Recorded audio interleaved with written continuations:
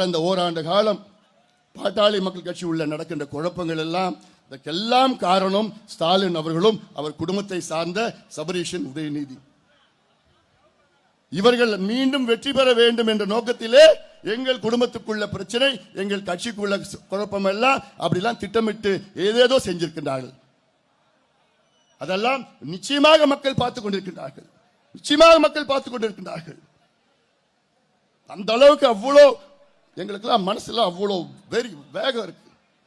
அதனால்தான் நாங்கள் நம்முடைய மரியாதைக்குரிய எடப்பாடியார்களுடன் நாங்கள் சேர்ந்து இந்த தேர்தலில் போட்டியிட்டு இந்த கேடுகட்ட மக்கள் விரோத பெண்களுக்கு எதிரான கஞ்சா விற்கின்ற, சாராயம் விற்கின்ற ஊழலாட்சி திமுக ஆட்சியை அகற்றுங்கள், அகற்றுங்கள், அகற்றுங்கள். நம்முடைய எடப்பாடி பழனிசாமி அவர்களை தமிழ்நாட்டின் முதலமைச்சராக கொண்டு வாருங்கள், வாருங்கள், வாருங்கள்.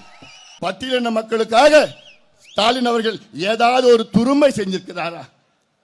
அவங்க கூட்டணியில் இருக்கிற திருமாவளவன் அவர்கள், அவருக்கு அங்க என்ன மரியாதை கிடைச்சது? எந்த மரியாதையும் கிடையாது.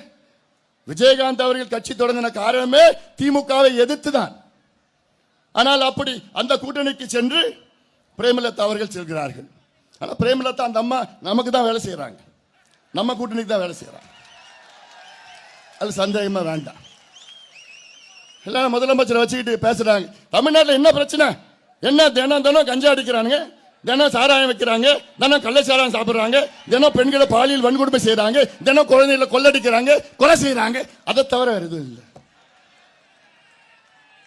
அந்த அம்மா சொல்றாங்க, திருப்பரங்குன்றத்தில் நாங்கள் தீபம் ஏற்றியே தீருவோம். நாங்களும் அதான் சொல்றோம். தொடக்கத்தில் ஸ்டாலின் அவர்கள் தேர்தல் பிரச்சாரத்தில் அவர் செய்த சாதனை இல்லை, எதுவும் நடக்கல, அதை பத்தி பேசினாரு, எடுபடல. அப்புறம் பிஜேபி வந்துரும், பிஜேபி வந்துரும், பிஜேபி வந்துரும். நான் சொன்ன ஸ்டாலின் அவர்களே, நடக்கிறது எம்எல்ஏ தேர்தல். எம்பி தேர்தல் முடிச்சு 2 வருஷம் ஆயிடுச்சு. அந்த தேர்தலில் உங்களுக்கும் மோடி அவர்களுக்கும் போட்டி, இந்த தேர்தல் எம்எல்ஏ தேர்தல் உங்களுக்கும் எடப்பாடியாருக்கும் போட்டி சொன்ன உடனே அதுவும் பேசி நிறுத்திட்டார்.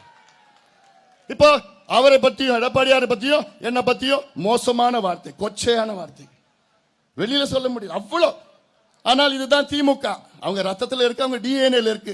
மற்றவங்களை பத்தி மோசமா இழிவா பேசுறது எங்களால பேச முடியும், ஆனா அந்த மாதிரி நாங்க இல்லை.